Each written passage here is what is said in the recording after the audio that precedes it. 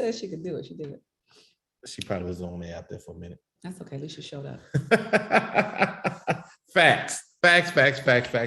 All right, so we're gonna get into Monday morning mindset today. Okay. You know, we're a little sluggish this morning.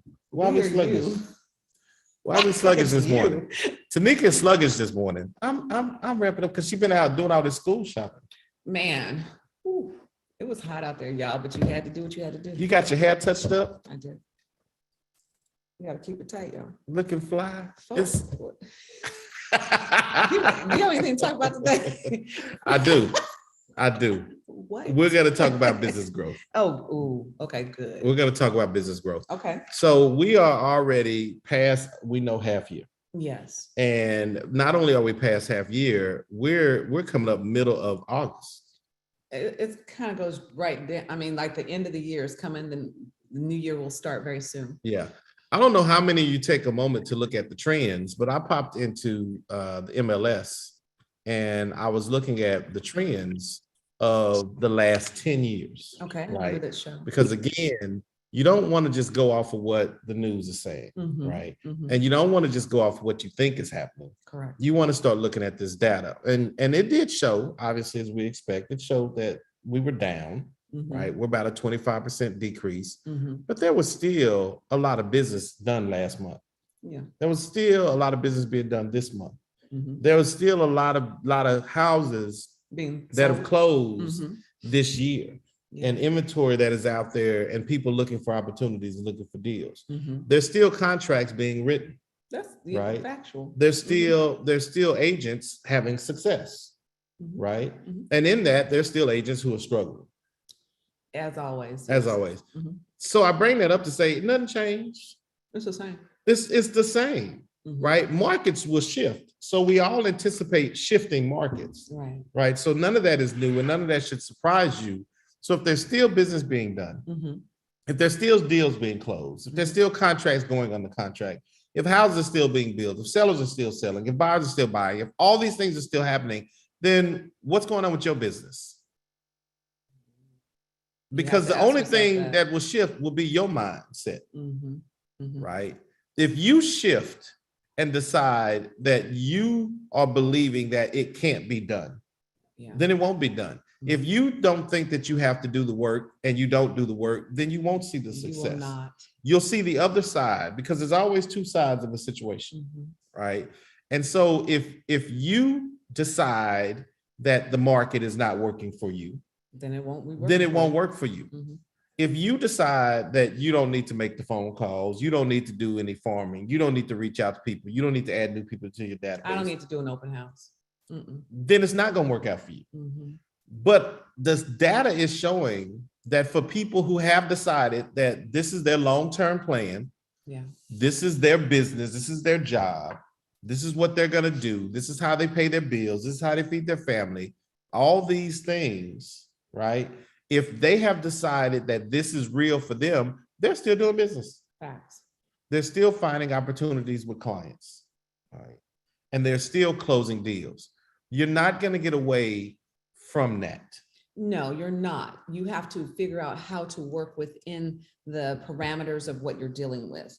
I have daily different conversations with buyers and sellers, and I really had to tweak my communication style with my sellers because they really are disenchanted with the longer days on market, but you can't price your house high like you could 2 years ago and expect, you see what I'm saying? So would you, if you listen to the numbers I told you, you wouldn't be on the market for 125 days.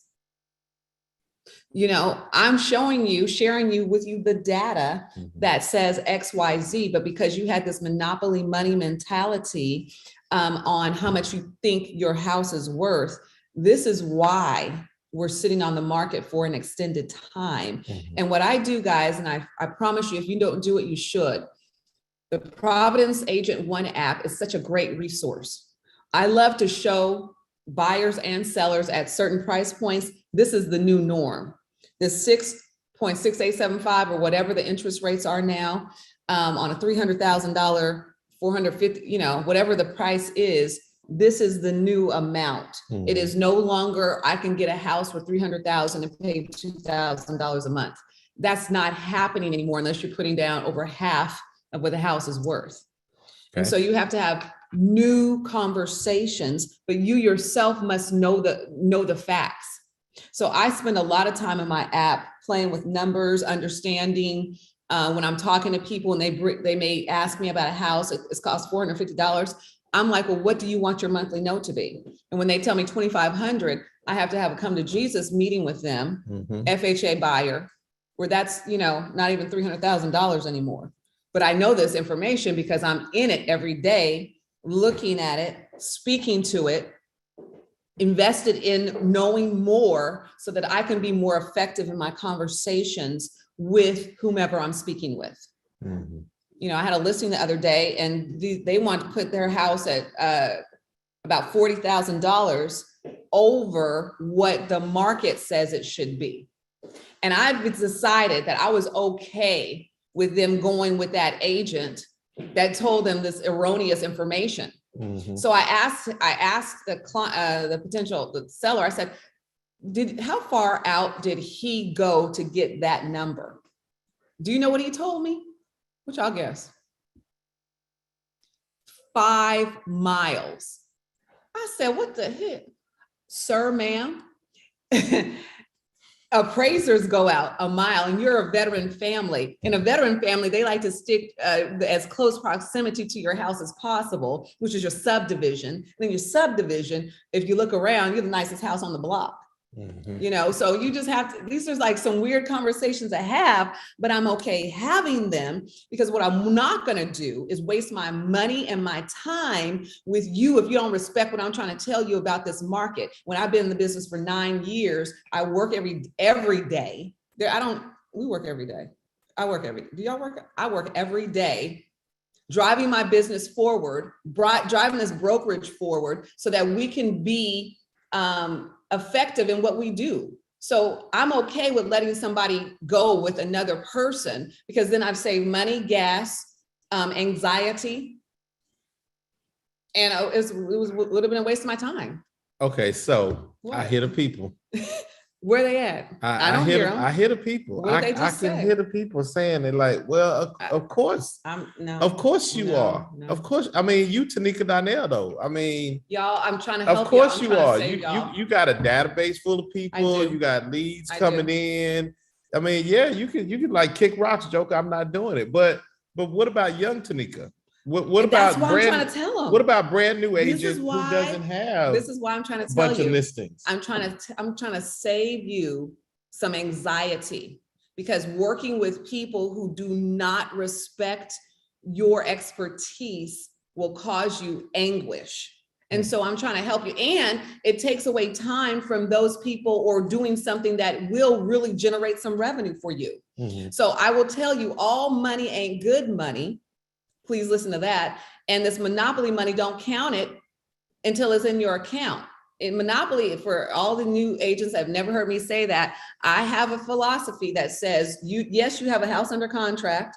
Yes, it looks really good. That $12,000 commission is going to be fantastic, but it's not in your bank account as of yet. So don't spend the money. Don't act like you have it until you have, I promise you, is wired to your account because it ain't your money until it's all Monopoly money.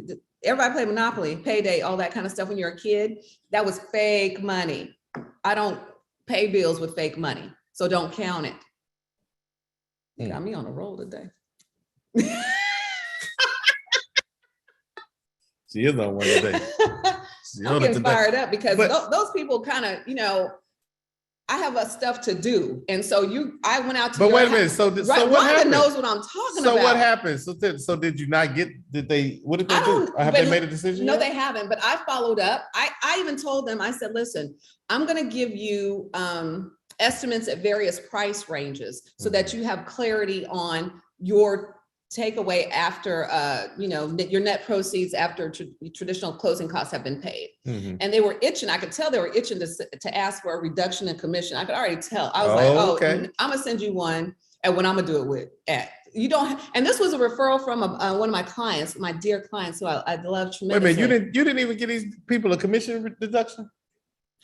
First, well, no, I did not. Because I could already tell they had unrealistic expectations about, now, if they decide to work with me and they have an agreement that we will watch the market and we will pay attention to the responses. If, I might barter a deal because it was a referral, but for people who don't comprehend what I'm saying and don't want to work with me, I'm not obligated to give away my services at a discount. So how do you get to that mindset? So let's explore it a minute. How do you get to that mindset? Because, and keep in mind, there's a lot of people on here that are new, right? That may not have a lot of business going for them. How do you get to that mindset where you're like, I'm not discounting it, I'm not coming in the door with that in my hand? I present my normal services, which is 6% typically of, we're talking about listing. Right. So you present it as you normally would. Now I can't even count the number of times I've reduced my commission to get the deal or to help a family that may need it or the perception that they needed it. So I'm telling you have to be very strategic and take each family individually because that's who they are. But it should not be a normal thing that you do. Sometimes you work with investors and they only have 4% in their whole budget. So that's 2 and 2. I will be fair because that's the right thing to do. So you need to know your business model. You need to know what works for you. I don't make a blanket statement for everything or everybody. I take each situation individually, but my typical listing is 6%. You used to run a 7% model. Do you still run it out? I do not. You know why? Because the market I had to shift because trying to get an extra percent from somebody, I don't believe in doing that. I believe I'm doing what's fair. And right now what's fair is we're going to get your house sold for the maximum amount that the market will bear. And I can do what I need to do for 6%, a 3 and 3 split. And I have built in factors to my 3%, such as my marketing cost, how much it costs to do the photography, the boosting of the ads. That's all built into my 3% model. I don't have to have an additional percentage to make it work. So you're showing value with 3%. So you're not just, hey, I'm listing the house, and then you let the natural listing promotion take place when you put it in MLS and then it blasts out to all these other places. No, we do focus, boost, and marketing weekly. We follow up every week on a Tuesday with a listing recap, which we have. If you guys are not utilizing your resources, shame on you. When you're a listing agent and you have showing time, there's a benchmark report that comes out every week. There's a Zillow report that we do that has all the Zillow stuff. And then there's another one. It's in Netris that we pull as well. So I'm providing resources for them to look at on a weekly basis where they understand here are how you're trending. And if you haven't checked it out, that showing time one is really a good one because it'll say, hey, your house is listed at this price, but here's how the homes in the neighborhood are listed. It's really a great tool to show them, like, I told y'all your house was priced too high, but all the other ones in the area are priced this way. So it's a different conversation based upon the market that we're in. And honestly, people have taken their house off the market with me because they felt I wasn't doing enough and put it back on the market and it sold. And that's a functionality of you finally listen to my price point. So you do track that, don't you? I do. So like when you lose a listing like that, and it's rare that you get a mega agent that admit that they lost the listing. When you get, but it happens to everybody. It happens to everybody. But you do track that, and it does come out that they end up selling where you ultimately literally told them where they should have been in the first place. So that is the gamble when you try to play that game of, okay, I'm gonna go high to get the listing.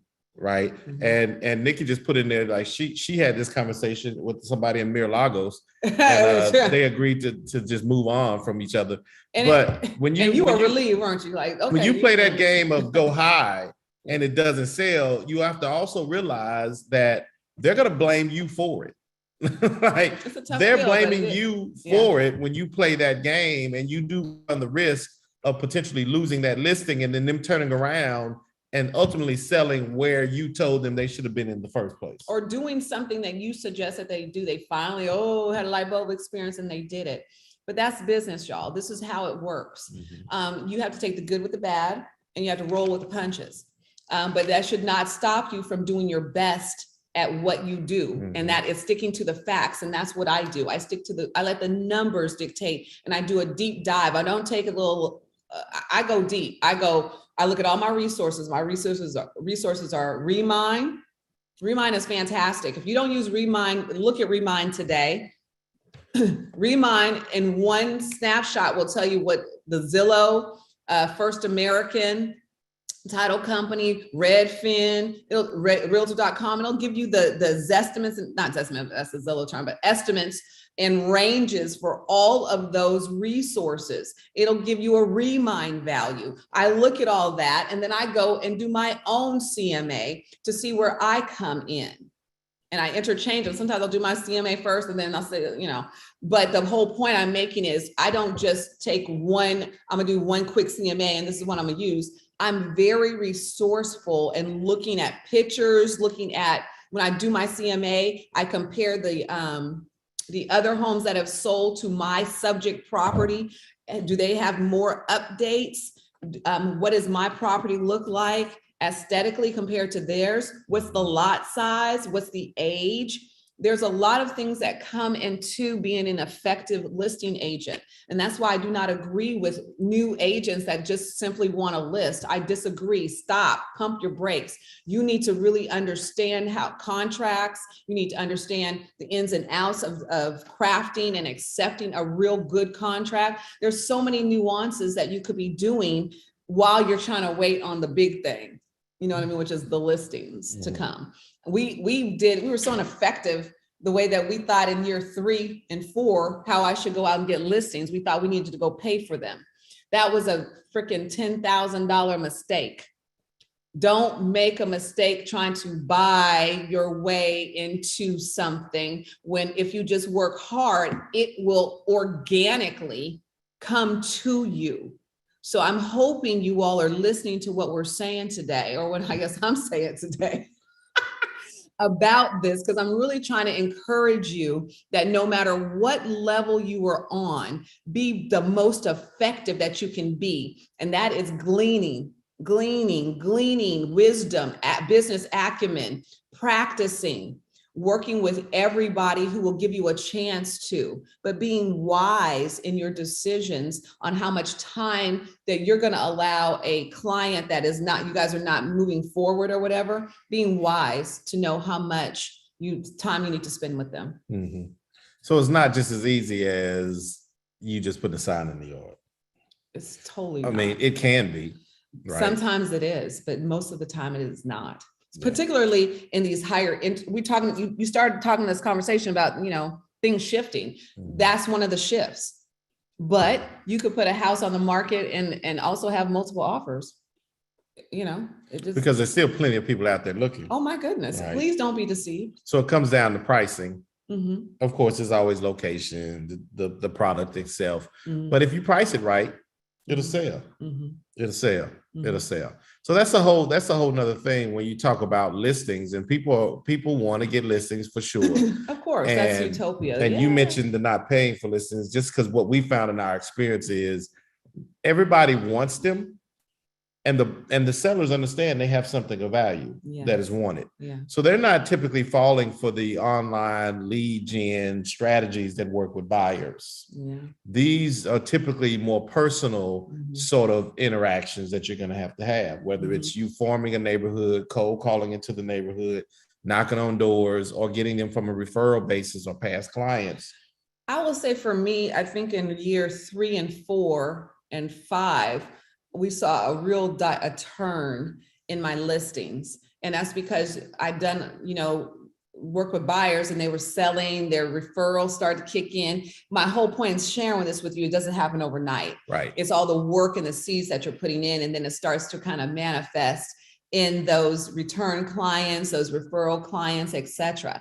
And so now for me in year 9, I would say over half of I have to go back and look this year, but over half of my business has been repeat client referral. And that's why client care is so important, people. Staying in front of them, reminding them that you're the go-to for their real estate needs, whether it be them, a family member, or whatever. That starts really kicking into gear year 3, 4, and 5 with consistency. But you have to do work year 1 and 2. Right. Oh, no, you got to. It doesn't just start kicking in magically. No. Year 3, 4, and 5. That's what I'm saying. Like, it's all the work that all those seeds that you plant, all the work that you put in. That's when it starts really, harvesting for you. If you want to put it in those terms. Yeah. So you got to put in that upfront work, which means every day the hustle you got to is find real. business. Finding business. And this may not be for you. Can I be honest with you guys today? Real estate is not for everybody. We're trying to get to 400 agents.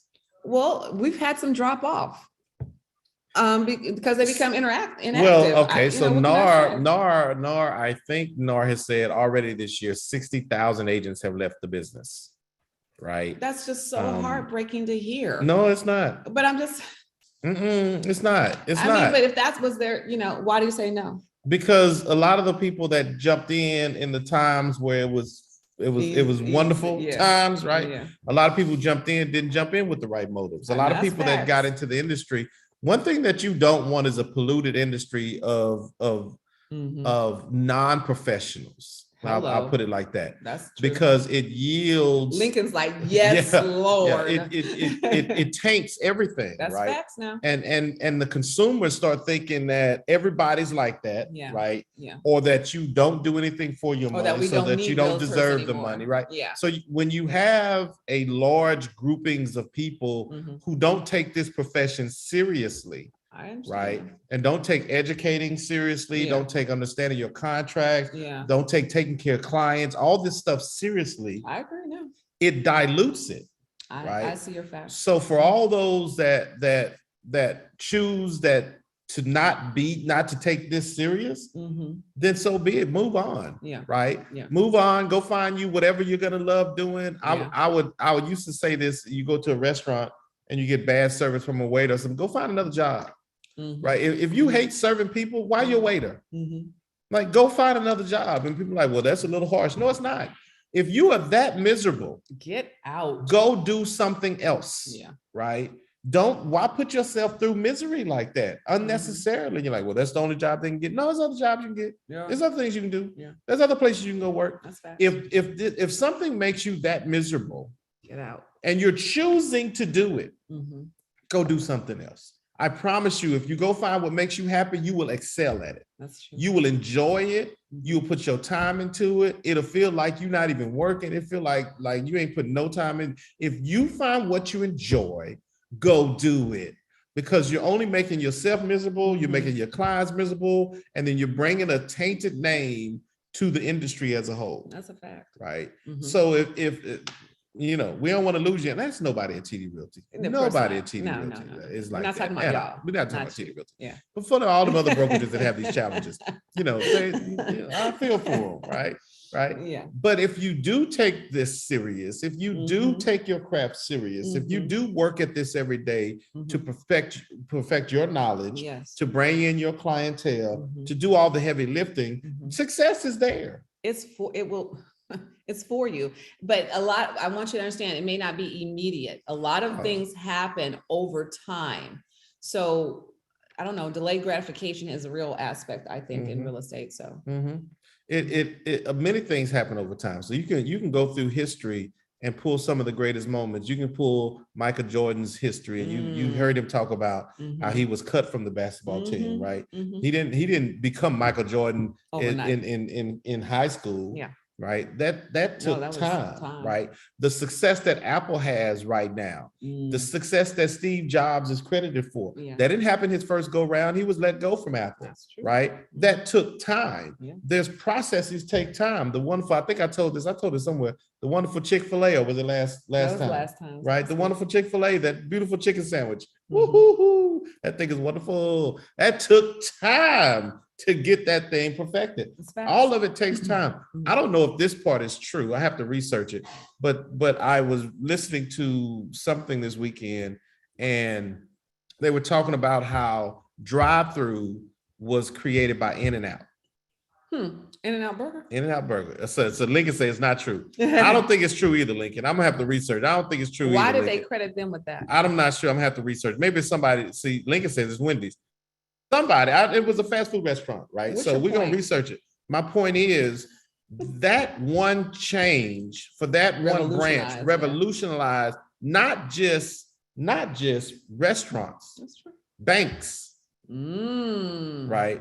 Servicing a client in an efficient manner. Right? So you may not be the leader of it. That's good. But you can take advantage of the technology. You can take advantage of the resources. You can take advantage of what is out here to take care of your client base if you care to. Yeah. Right? There's things that are constantly being shared with people who are having success that can help you be successful, but it won't make you be successful. No, you have to do it. You have to put in that work. You have to put in that effort. There is no way around that piece. So everybody knows, a majority of you know, Kennedy has gotten her license, right? And now, oh my gosh, Kennedy's got a license. That's great and wonderful. Kennedy is not going to be successful if she don't work at it. And yes, she has an advantage because she has parents that are in the industry, but it does not give her a golden ticket. Her success is going to come off of her effort. Facts. Period. The end. And so what we don't want y'all to say is what happened to Kennedy. We don't want that to happen, but that's her decision, right? That is her decision. So she has no better chance and no greater chance at being successful without work than anybody else on this doggone call. And for those you don't know, Kennedy is our daughter, right? But she's gonna have to put in the work. So she was doing her budget this weekend, right? She was working on understanding how to get clients, how to take care of clients. She's learning the same things because there are no free rides. This is work. Or shortcuts. Right? Or shortcuts. There's no shortcuts. So if we all are subject to the same things, meaning we cannot control, Rhonda say, my baby, she in the business. You cannot control what the interest rates are going to be. No. You cannot control how much inventory is out there. You cannot control a buyer or seller. No. Right? But you can control your effort, your focus, your work, your determination to be successful. Yes. And if you do that, if you decide that you're going to be the best you, every single day, that's all you got. Don't just show up today and be the best you today. And at the end of the night, you look at yourself in the mirror and you say, did I do all that I needed to do today?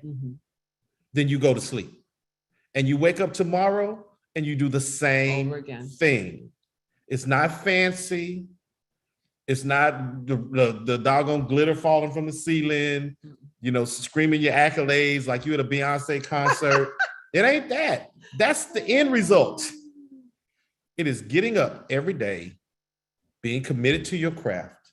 Just like Beyonce. That's there. And doing your work. Yeah. She had to practice. She had to get all that stuff together, right? She couldn't control how many people bought tickets. But she just had to do the work, put it in, and show up. She had a show. It was, I think it was the open air. It was open or something because it was raining and they had to pause. And she couldn't control the weather. But right. They had to wait until it cleared to get back to performing. Right. There are things that you won't be able to control. Stop letting them destroy you. Stop letting them frustrate you. Yeah, don't do it. You can't control those things, but what you can control is your daily effort. Your daily grind, people. And we told you all this before. If you want to measure, if you want a measuring stick of how productive you are, all you got to do is just like a trainer would have you log what you eat. Just log your activities every single day. What did I do at 8 o'clock, 9 o'clock, 10 o'clock, 11 o'clock, 12, 1, 2, 3, 4, 5. You log that for a whole week. And on one side of the paper, you put money producing activities on the other side of paper, just say non-money producing activities. And put those things in one of those two categories, and then look at your bank account. It's going to tell you where you focus, it grows. Mm-hmm. Whatever you focus on grows. If you focus on eating McDonald's every day, your belly going to grow. Whatever you focus on grows. I'm just telling you, whatever it is you focus on will grow. Mm-hmm. So just look at where you're focusing your activities and determine if that's what you intend to grow, because that's what you're growing. Mm-hmm. You don't have to make this deep. No. Just keep it simple. Because my brain, especially I'm getting old and all these gray hairs popping up in here. Tanika will tell you, I can't retain it. I'm just not. Yeah, that's right, Lincoln. I'm just not, and I got a little bit more hair than Lincoln got. I'm just not gonna be able to do it, right? But I have technology that helps. Yeah. So I use my technology to help, right? What did Rhonda say? Hold on, let me jump in this chat. Can you been talking about me? Just saying. Sometimes the spirit leads me, right?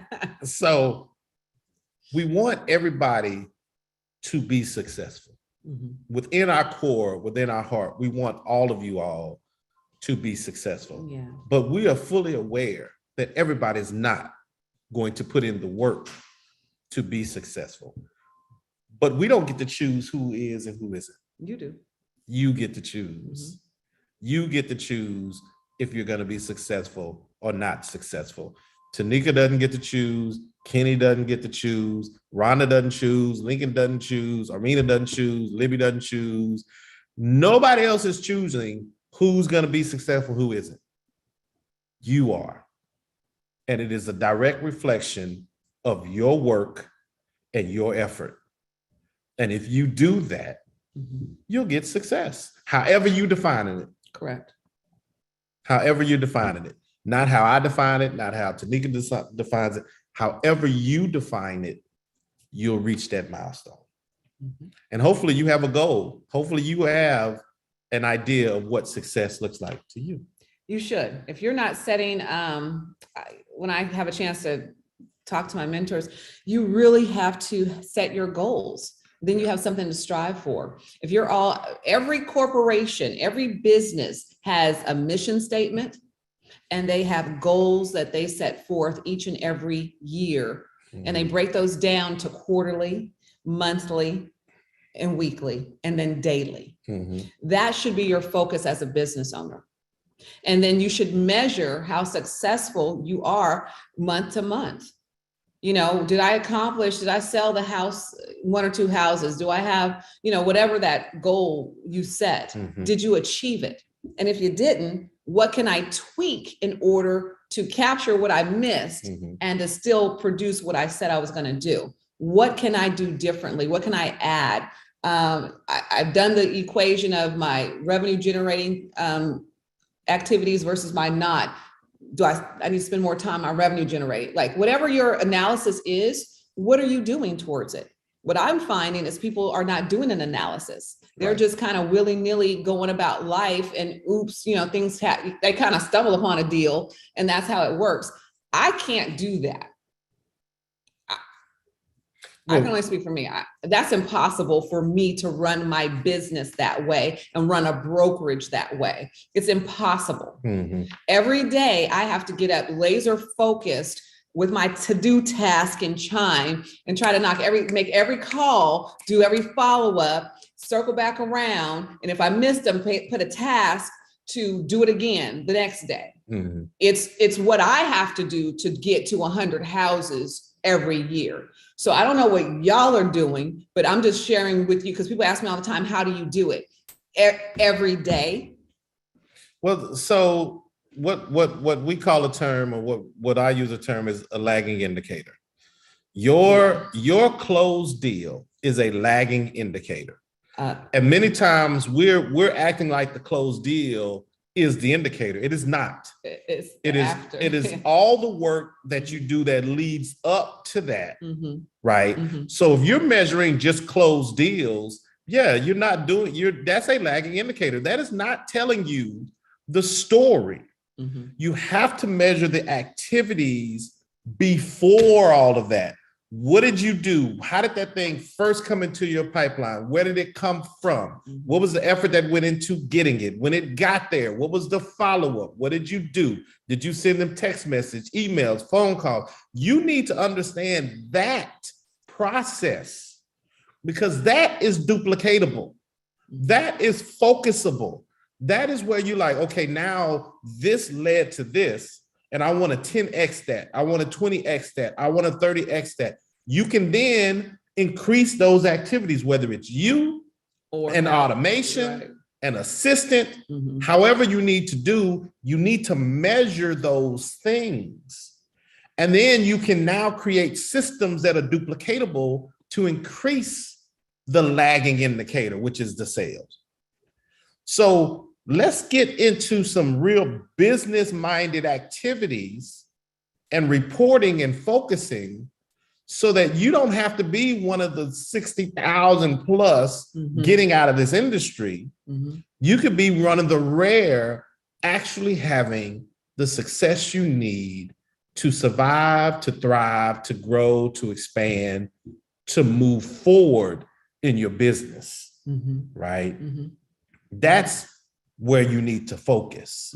And I promise you, if you will get with some great mentors like we have, if you will get with surround yourself with like-minded people, correct, who are focused on success, who are focused on growth, who are focused on helping you achieve, if you will get away from the easy conversations of why you're not successful, or who did something to you, or somebody hurt your feelings, or you don't like the way they did that training, or Kenny Beard is throwing you off because it's all white, whatever it is, if you get away from that sort of thing and focus on things that drive successful measures, you're going to be successful, however you define success. And that's what we truly do want for you. This is not an easy conversation. It's very tough conversation. It's easy for me. It's a tough conversation, I say, because then the reality sets in to yourself. What am I failing at doing what I said I was going to do? Yes. And so what do I need to do to change? Yeah. So I hope it inspires somebody to take a deeper dive and look onto as to how you're driving your business and see if it matches up to your goals. And most of the time it's not. Many times it's not, unfortunately. And then for the new person, or for a person that says, I just don't know where to start, for the person who says it's just so overwhelming and I'm not sure where to begin, your first step should have already been with Cassie's tech class. Your second step, quite honestly, if that's where you are, should have been who's an available mentor. Yes. Right. Then getting on our calendar for one-on-one business coaching and laying out your foundation. Your first step should not be what most agents try to do, which is basically walk into a house, right? And what I mean by that is, if you want to build a house, you first talk to an architect. You talk to your banker. You talk to an architect. You don't run out there and just buy a piece of land. That's not how you build your custom house. You know, I'm just going to buy a piece of land. You don't know what can go on there. You don't understand if there's HOA, what are the laws for building, what are the bylaws for building soil testing. You don't have any of that information, but you're running out there and you're trying to already do business. You don't know if there's an easement. You don't know if you can't build on it, if it's all buildable or not. So if you are right now like, man, I got all these hats and I don't know where to start and I don't know where to begin, you need to reach out to Cassie and let us set you in the right direction to get you moving again in the right direction. And we're here to help. Because there's no reason for you to be sitting there right now wondering what I should be doing. There's no reason. There's no reason. Within this brokerage, if you're a part of this brokerage, all the resources and tools and support and people who are willing to help you, there's no reason for you to be struggling and not knowing where you should be doing or what you should be doing today. And I will say, when we disconnect, you need to be jumping on with script practice with Lincoln. There's no better way to get over the hump or the uncomfortableness of speaking to somebody you don't really know yet. It takes practice. And we have script practice designed to give you the resources and the kind of practice that you need to be effective when you go out and do it on your own.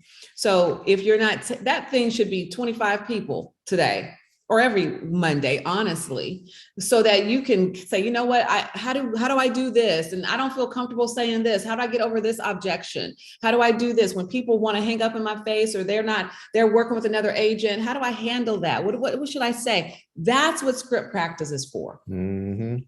I tell you what, it's a whole lot easier for when we went into sales classes because there was a video camera. And we had to record ourselves. You had to record yourself. And then they would critique the VHS in front of all the other salespeople. And you would be shamed. You had to. It was a whole looking like, you remember that? It was a whole different game. Right. So y'all got it kind of easy because we were in corporate America. We had to do that. There was no getting around. And there was no, we didn't have a choice. There was no choice. That's how we kept our jobs and began promote. But it makes you better. So if you are that person that is still learning how to have conversations, not sure what to say, not sure where to go when an objection comes up, what am I supposed to say? How do I respond? Then educate yourself. Take time to educate yourself. And there's a resource coming right behind this one that will help you. Or stay in the excuse. Because another thing I used to say, excuses are like assholes. Oh, everybody has one. We know. Okay. I'm just saying. Did you have to say that? I do, because these are business owners. They just need, sometimes you just got to give it to them real. Right? Sometimes you just got to give it to them real. All right. Is that going to be a clip on the Real Coach Kenny? I should. As a matter of fact, I probably would have dropped that on my Instagram. I will drop that on my Instagram. Libby, do not put that on my.